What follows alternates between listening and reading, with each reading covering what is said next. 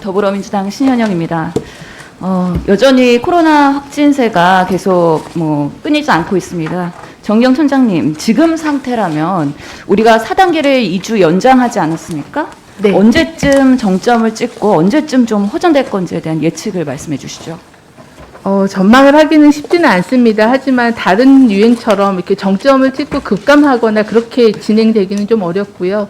좀 어느 정도 9월 정도까지는 유행이 이렇게 완만하게 진행되고 완만하게 꺾일 거로 예측을 하고 있습니다. 추석 접종률이 추석 전까지 접종률 한 70% 하면서 전염 차단 그리고 중증 예방 등을 같이 진행하는 게 필요한 상황입니다. 추석 전에는 정점을 찍고 좀 완화될 수 있도록 백신 접종률 올리겠다. 그러면서 최선을 다하겠다는 말씀이신 거죠? 네, 그렇게 하겠습니다. 여러 가지 지표들이 사실은 지금 걱정이 되는 게 많은데요. 실제로는 감염 경로 불명 환자의 비율도 늘어나고 있습니다. 그만큼 여러 가지 델타 변이에 대한 영향일 수도 있지만 우리가 그동안 역학조사가 얼마나 제대로 되고 있느냐에 대한 걱정도 있습니다. 실제로 이런 청장님께서는 감염 경로 불명 확자 늘어나고 있는 원인 뭐라고 보십니까? 현재 델타 변이 자체가 발병하기 이틀 전에 본인이 증상을 체감하기도 전에 전염을 일으키기 때문에 감염 경로를 모두 다 찾는다는 건 쉽지 않은 그런 일이어서 그런 특성 자체가 갖는 그런 한계가 좀 있고요.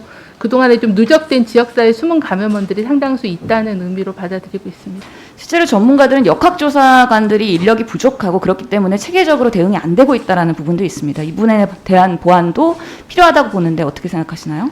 네, 그 접촉자 추적조사나 역학조사하는 인력도 확충이 필요한데 그 부분도 이제 약간의 전문성과 인력 확보에 좀 어려움을 겪고 있는 그런 상황입니다. 여전히 그런 필요합니다. 역학조사의 문제가 해결이 되지 않고 있습니다. 이게 중요한 이유는 우리가 이제 장기화되는 위드 코로나 시대를 대비해야 되는 것이죠. 위드 코로나를 대비하려면 실제로는 오히려 추적과 그런 방역에 대해서는 더 꼼꼼한 그런 확진이 필요할 것 같은데요. 청장님이 생각하시는 위드 코로나의 개념은 뭔가요? 위드 코로나는 이제 코로나19가 예전에는 예방접종으로 퇴치하거나 좀 더 일상 회복에 대한 거가 가능할 거라고 생각했는데 델타 변이로 인해서 감염력이 높아지고 그러므로 그 예방접종뿐만이 아니라 예방접종으로 치명률 또 위중증률은 낮추되 역학 대응이나 의료 대응을 효율적으로 해서 좀 일상 생활이 가능한 정도로 유행을 통제하는 그런 상황이라고 판단하고 있습니다. 실제로 위드 코로나라고 하면은 방역 지표를 1일 신규 확진자 수를 기준으로 거리두기를 강화하고 쪼이는 게 아니라 실제로는 고위험군이나 아니면 치명률을 중심으로 해서 방역 체계에 대한 그런 기준의 전환을 마련하는 거라고 생각을 하는데 국민들께서는 한편으로 우려하는 거는 위드 코로나가 되면 아예 방치하면서 우리가 무장 해제되는 거 아니냐 이런 우려가 있습니다. 이거에 대해서 어떻게 생각하세요? 그렇지는 않고요. 위드 코로나를 하기 위해서도 의료 대응이나 방역 대응이 철저히 돼서 저희가 감당 가능한, 통제 가능한 수준에서 통제를 가능해야 어느 정도의 일상, 사회적 거리두기를 단계적으로 완화할 수 있다고 생각을 합니다. 실제로 그렇기 때문에 우리가 위드 코로나에 전환을 한다는 것이 얼마 전에 정부 브리핑에서 보면 9말 10초를 얘기했어요. 그때 검토를 하겠다는 겁니까? 아니면 그때 적용을 하겠다는 겁니까? 아마 적용할 수 있는 시점은 70% 이상이 예방접종을 완료한 시점 정도부터 적용을 고려할 수 있을 거라고 생각하고요. 9월 말 10월 초부터는 그거에 대한 준비 작업들, 검토 작업들이 좀 더 공개적으로 진행될 수 있을 거라고 보고 있습니다. 최근에 생활치료센터에서 사망한 환자가 있습니다. 2명의 케이스가 있는데요. 저희가 인천의 사망자의 사망 그 일지를 들여다봤습니다. 실제로 8월 8일 일요일 날 그 환자에 대한 그런 사망 전 안 좋은 사인들이 나타났거든요. 오전 10시에 보면 숨쉬기 힘든 상태, 그리고 식사량 줄었음, 밤 9시에는 환자 계속 잠만 자고 숨쉬기 불편해 보인다는 증언이 있었고요. 밤 11시에는 환자가 전화를 받지 않았습니다.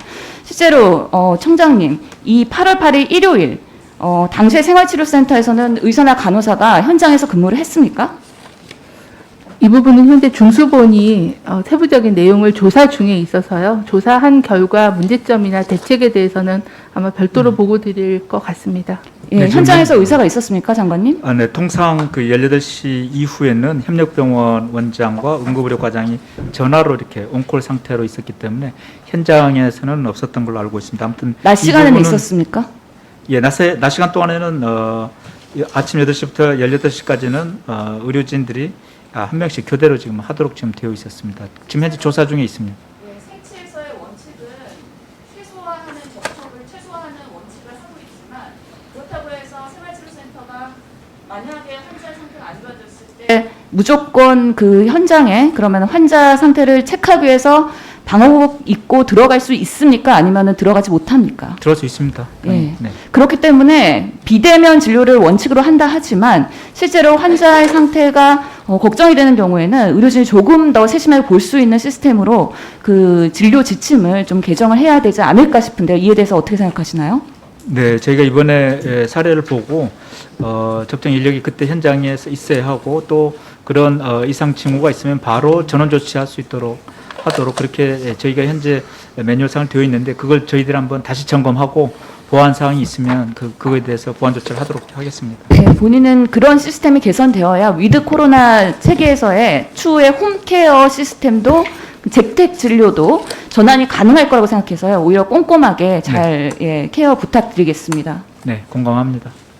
예, 우리 신현영 의원이 지적하신 대로 어떤 생활치료센터에서의 상황 발생에 대해서 잘 체계를 좀 보완해서 소중한 생명을 지킬 수 있도록 꼭 보완책을 마련해 주시기 바랍니다. 네, 그렇게 하겠습니다. 보고 드리도록 하겠습니다. 예. 이어서 백종원 의원님께서 질의해 주시기 바랍니다. 네,